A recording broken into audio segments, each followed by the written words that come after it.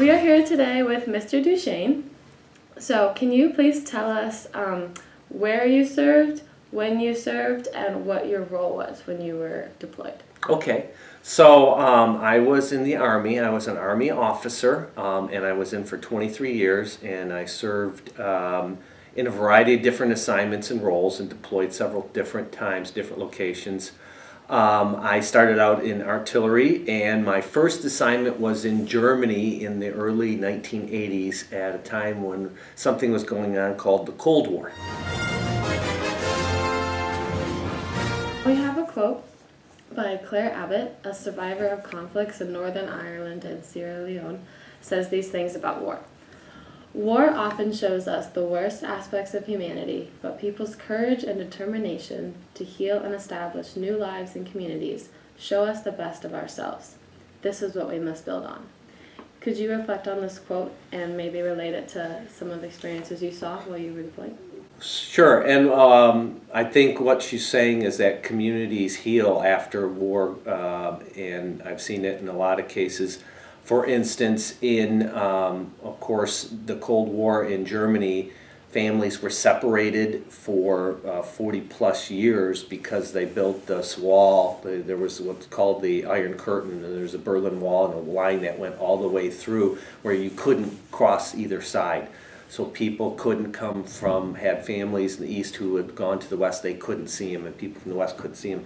And I happened to go back years later and able to see that when those war was over and people got to unite and be back with their families, and a lot of healing went on because there was a lot of hardship and struggle during those years. Yeah, I personally served in that role as what's called a survival assistance officer.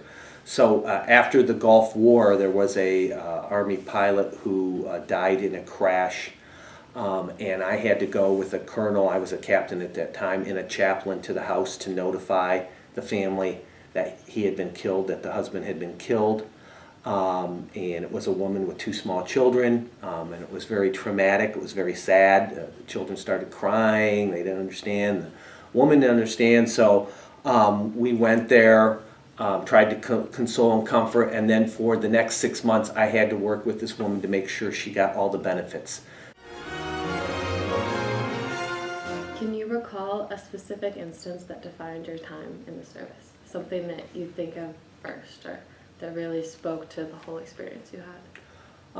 I just think, I'm trying to think if there's one particular instance. I mean, certainly serving as a survival assistance officer is something that I'll never forget. It's very hard emotionally on you to do that kind of job where you got to go in and help comfort and console and take care of a family where somebody's been killed. So I think that'll always leave a lasting impression. And then I just think losing people that who die is very hard on you. People get in the military, get killed in wars.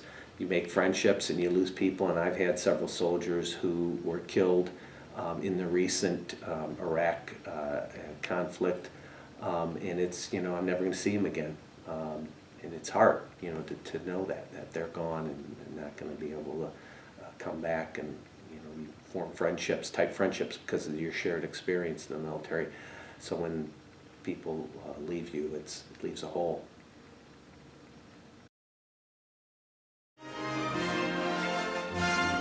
So we are here today with Mr. A. So Mr. A, can you please tell us where you served, when you served, and what your role was when you were deployed? I served in the 80s, What? was when I was commissioned in 1986 as an ensign, and I served overseas in 1989 in the Gulf War, in the Operation Desert Shield and Desert Storm. Awesome. So when I was commissioned into the Navy and in the branch of, or in the area called the Civil Engineer Corps. And the Civil Engineer Corps, if you progress through a career in the Civil Engineer Corps, you do tours in public works and facilities maintenance and construction management, but then there's also a deployable unit called the Naval Mobile Construction Battalions, or NMCBs. I deployed with a Naval Mobile Construction Battalion, and were trained to provide construction support primarily for the Marine Corps, but all our Navy customers and even the Air Force. We did some work for them. I'm gonna just focus on our unit. So when we actually deploy, we get to do what we've been trained to do. So, and while in our case, we were super lucky in a lot of ways. We had a clear mission. It was to liberate Kuwait, not to take that and go further by invading Iraq and going all the way to Baghdad or something like that. It was to liberate Kuwait. Civil Engineer Corps in my career path, and had I stayed in active duty for a longer time period, most of my time would have been spent on in the public works and the construction management jobs, and not with a deployed unit. So my defining moment was deploying in this situation with the Seabees, because it was we're primarily a staff corps that provides support for naval bases throughout the world, not in a contingency. So this Naval Mobile Construction Battalion is kind of unique. It's a very small, and not every officer in the Civil Engineer Corps even gets to have a tour in that area. So in many ways, just that whole experience and deploying to Desert Shield, Desert Storm, and the positive outcome.